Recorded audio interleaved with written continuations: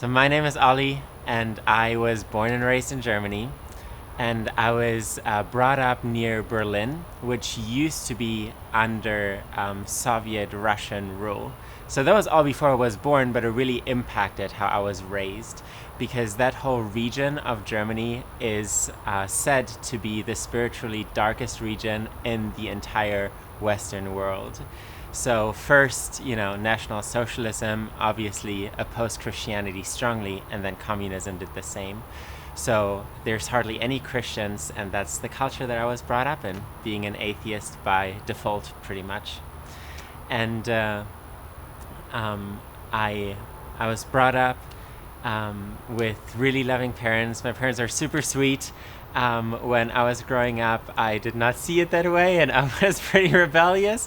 But in hindsight, I gotta say that I really lucked out with my parents. Um, but what they instilled into me was the mentality of you work hard, you want to give it your best, you want to strive to get a good job and make decent money so you can raise your family well, so you can give your kids a good education so they can get a good job and they can make good money one day. And to me that was so utterly dissatisfying. and I thought I wish there would be more. And it was really hard to believe that there really was something else because there's so many different voices, and Germany is pretty liberal. So there's Christians, but Christianity is really kind of the old model that Germany is moving past, and points of looking for answers. And there's so many different faiths. Everybody tells you something different. So I just didn't know. And growing up, I remember that I was very insecure about what to put my faith in, about myself.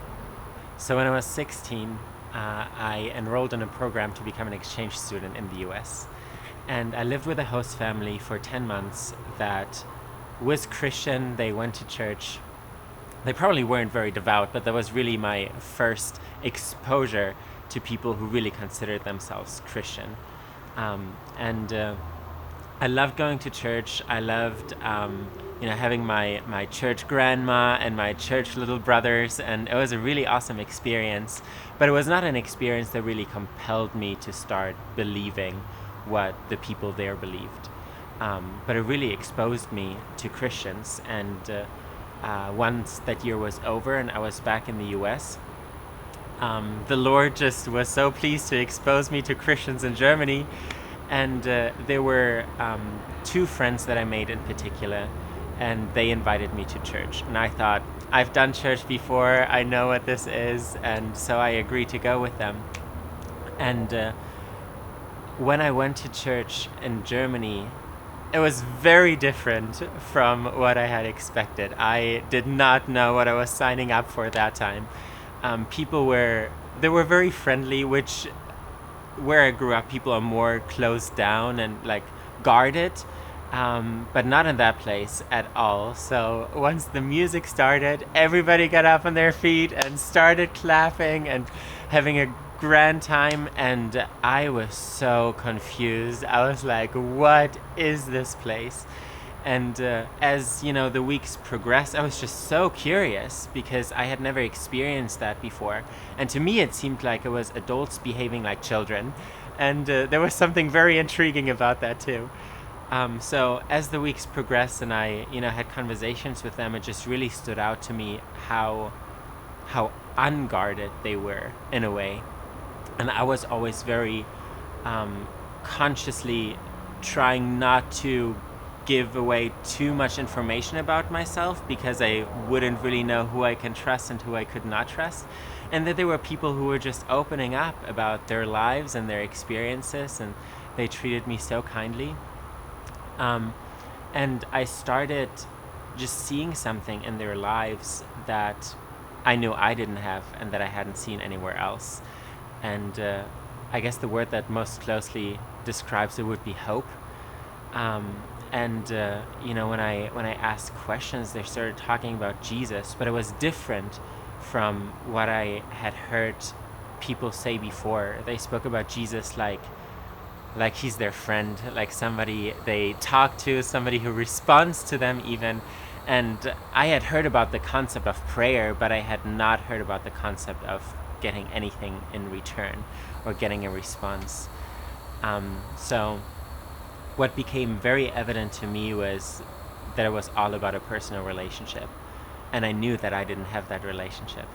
So after several weeks of going, faithfully Sunday after Sunday and making friends in the church, the leader of the church approached me and asked me if I, wanted to get baptized. And I said I cannot get baptized because it's all about a relationship and I don't have that. And he said, well, it's your choice. You can just make the call. And if you want it, then the Lord is giving it to you for free. And I said, how do I know that? If I haven't heard it from him, then what's really the value of having somebody else tell me? I need him to tell me.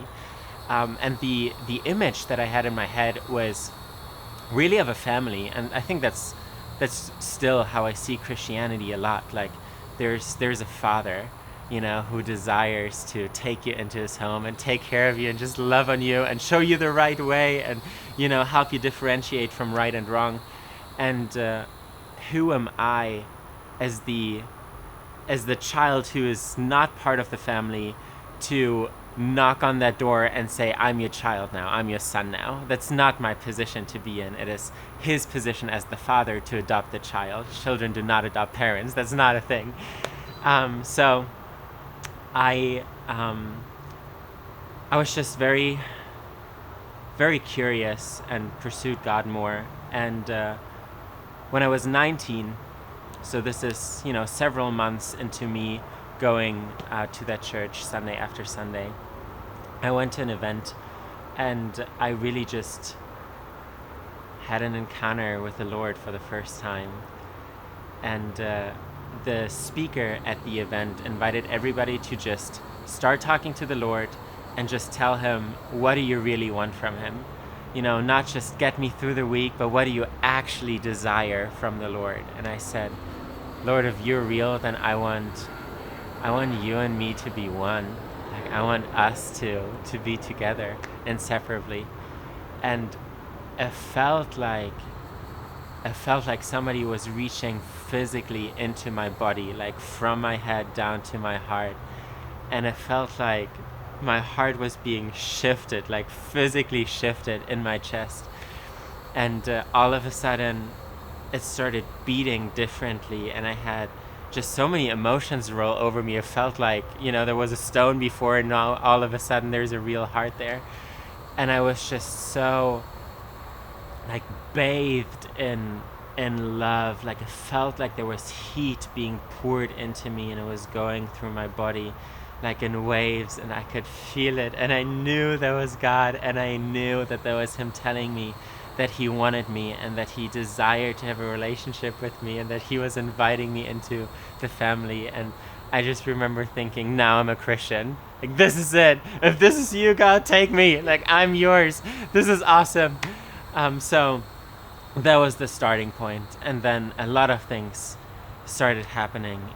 He really started changing my relationship to my family, and he started taking insecurities away and kind of a depressive mentality that he pulled me out of, and just really healed me. I mean, before I was involved in drugs, and it just wasn't appealing to me anymore after a while. Like, I don't want to alter my state of mind. This is the most brilliant state of mind I've ever experienced in my entire life. So it's a relationship to know him as somebody who loves me, and then as a dad and as a best friend, like we can joke together and we can just sit, and sometimes we don't need to talk, and then sometimes, I have a question and he might not always answer it, but then he gives me a really good counter question that really gets me thinking along the right terms and kind of shifts my focus. But that's a beautiful relationship between me and him, and it's all about knowing him personally, and that's what makes the difference.